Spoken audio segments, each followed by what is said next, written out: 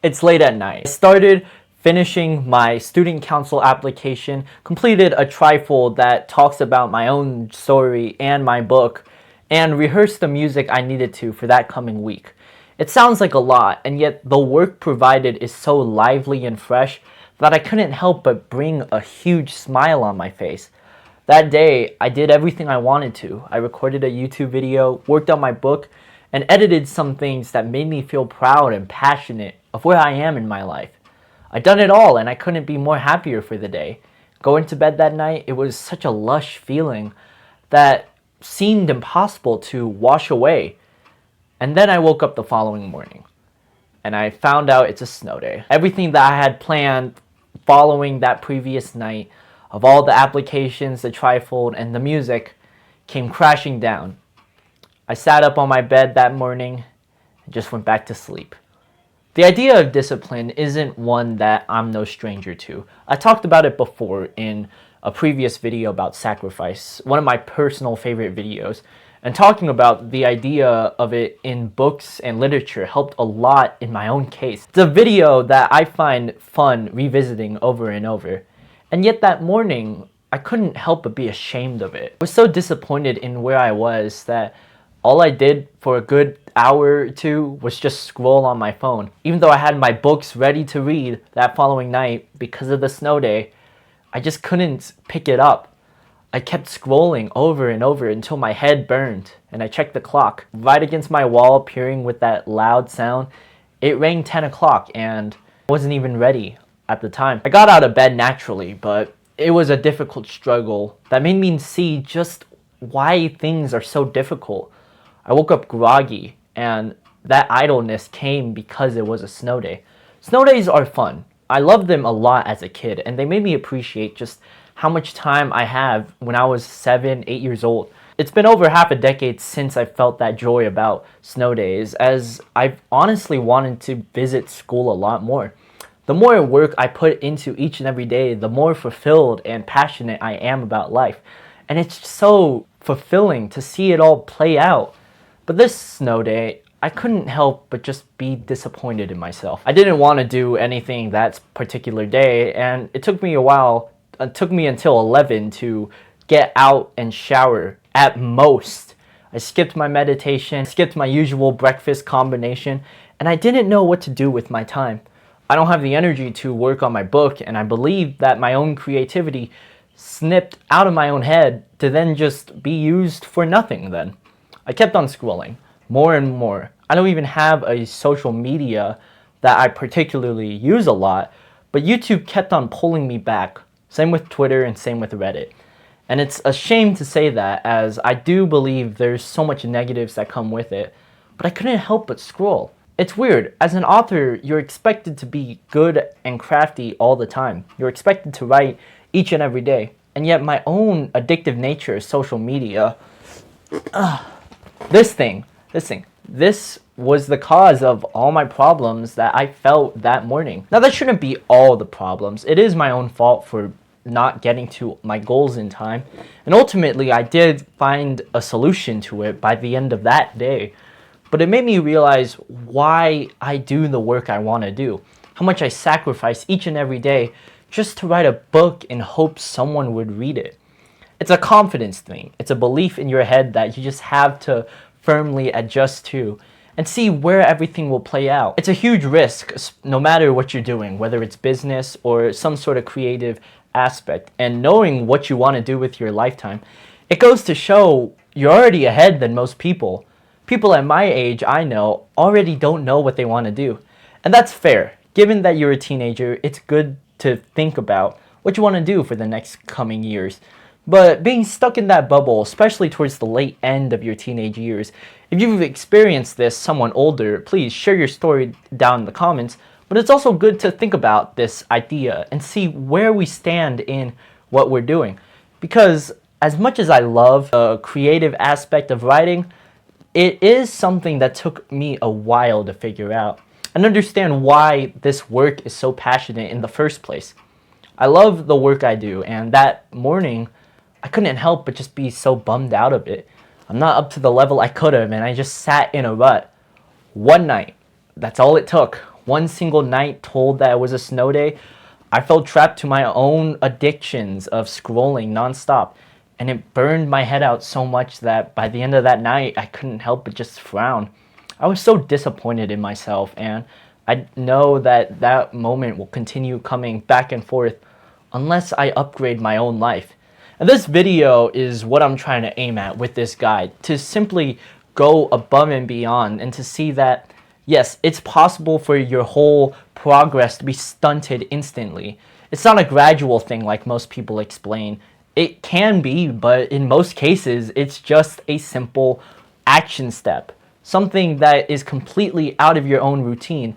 When that happens, you lose control of yourself. Think about a time when you're pressed with a cake in front of you. When you're pressed with a cake in front of your eyes, you don't think about saving it for later. Your mouth drools of wanting more of it. It happens to the best of us, but it takes discipline, the firm belief that you can be better than that to avoid the cake. And to do that, you really need to put all those devices away. What I should have done that night, instead of waning my day next to my phone, was to really think about it. It hasn't been a good minute since I've just sat with my own thoughts and stare at a wall, but it's one of the best things you could do. Idleness is one of the worst feelings that comes, and shockingly, doing nothing is somehow more effective than doing anything at all, anything related to scrolling and social media. It leads to this addictive nature with our phones and continue watching videos. Now I'm a hypocrite here because I'm recording a video for you to watch, but it's also good to share my own experiences that come with it because it's a nuanced world we live in, and seeing why we work on the specific things we do should be the key that we want. If you're coming here for writing, you're not supposed to be a writer in the logic field. Writing is a brutal job. It takes hours of spending time over, and the validation that comes, while respected, is nothing up to the best athletes in the world. So to be ahead, you need to develop those habits in the first place. Writing is a central point that connects us all, and to be the best possible writer you can be, it takes that sacrifice, avoiding those terrible mornings and just getting the job done.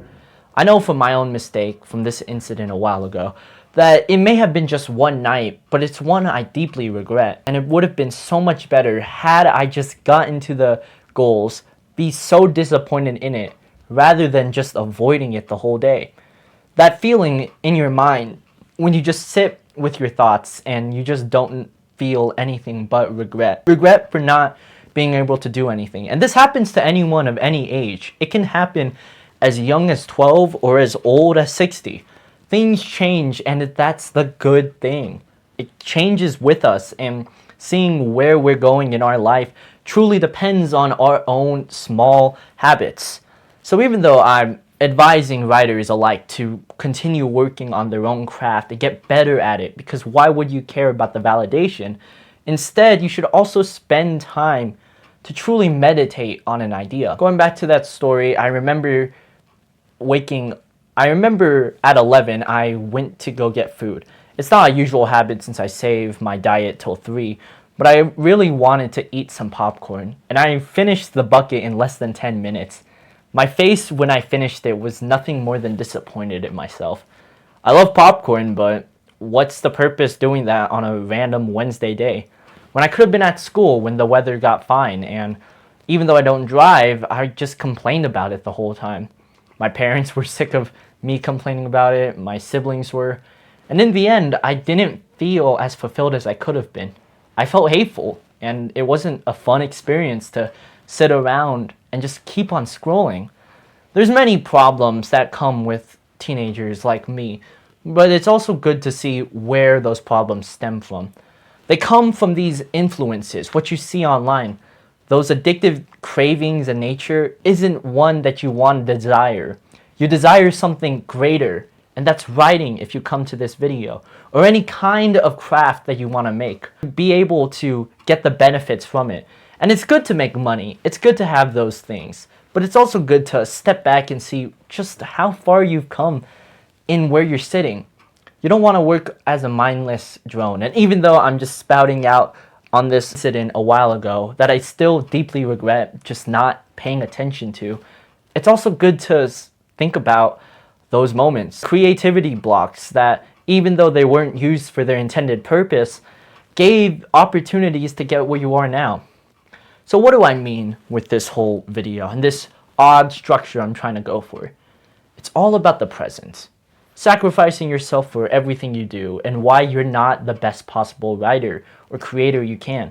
You can do so much better. You can make that YouTube video now or later. You can finish that homework and study now or later. Life gets in the way, as shown with the snow day. But move on. Change happens. So what? It happens to everyone. Life is rude, and that's kind of it. There's nothing you can realistically do to change it. So people may be annoying and they may suck at times, but they're there.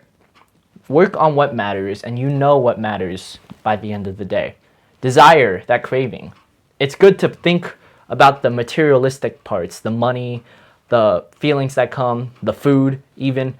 It's good to consume those, but then it's also good to sit back and just do nothing or do the work. There's no in between, because idleness is the worst possible feeling you can get. And not being at the level you could be. It needs to go above and beyond. What got you here was showing up. What gets you to the top and to be seen in the eyes of the world, if you truly want to go up there, no matter what field you want to do, you need to focus on the now. To sacrifice everything that's going on. Sometimes people themselves. And I know that it may have been just one snow day that caused this feeling, but it's also good to just get to it. There's no need to argue why we're trying to fuss about why we shouldn't do the work. It's here in front of our eyes. The more it stares back at you, it's gonna haunt you. In the case of writing, first drafts are not fun. They're not good, and you're disappointed nearly at every turn you make. So it's good to get the constructive criticism, but it's also good to think logically. I knew that towards the end of that day, I just turned into this mindless robot. Not one that was passionate in what I wanted to get done, but rather just a robot that wouldn't sit down for a while and stare at a wall because I was too busy looking at a phone. And I know that that will continue happening. This thing will just get back in my eyes, and I'll stare with really terrible, groggy face that doesn't get the people I want to attract towards. But it's also good to see that as a problem. Being aware of it is the first major step. So now all you gotta do then is work. I may be interrupting it, but it's a good action step to really sit down with your thoughts. Meditation is great in what you're trying to present and focusing on that ideal, whether that be a next point in your story or just a big plot point you can create. It's good to sit with it because there's something greater out there for you.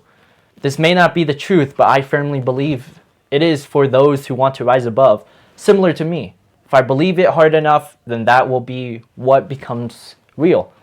When I believed in the snow day, everything just fell apart because there was so much free time with a snow day.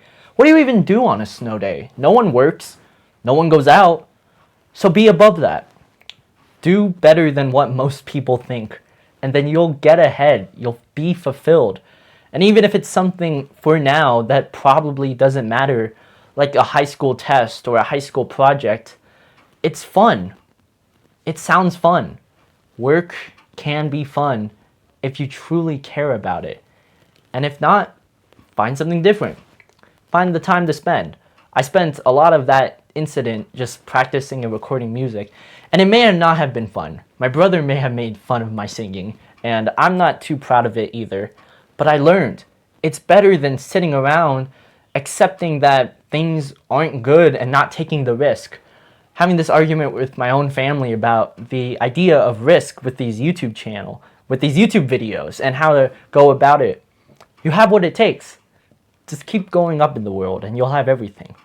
I can say all these cute things, but it's truly all dependent on you.